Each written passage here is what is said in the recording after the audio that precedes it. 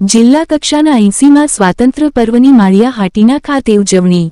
રાજ્યના મંત્રી અને જૂનાગઢ જિલ્લાના પ્રભારી કૌશિક વેકરિયાએ રાષ્ટ્રધ્વજ ફરકાવી સલામી લીધી।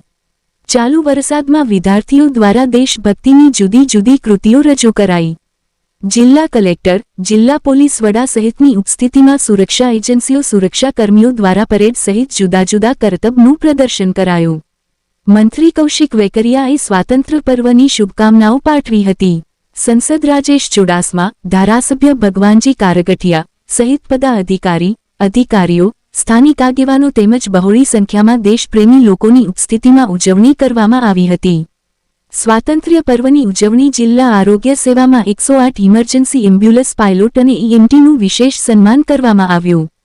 108 એમ્બ્યુલન્સના પાયલોટ પ્રતાપ પરમાર દ્વારા ચાલુ વર્ષ દરમિયાન એમ્બ્યુલન્સમાં પોતાનું શ્રેષ્ઠ પ્રદર્શન એવરેજ અને ઇમરજન્સી દરમિયાન સમયસૂચકતા બદલ સન્માનિત કરાયા હતા।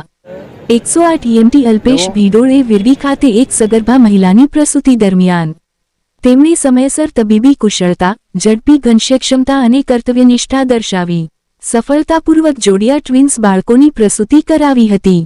પ્રસૂતિ દરમિયાન માતા અને બંને નવજાત શિશુઓની સ્થિતિ અત્યંત સંવેદનશીલ હોવા છતાં તેમણે તાત્કાલિક અને અસરકારક સારવાર આપી।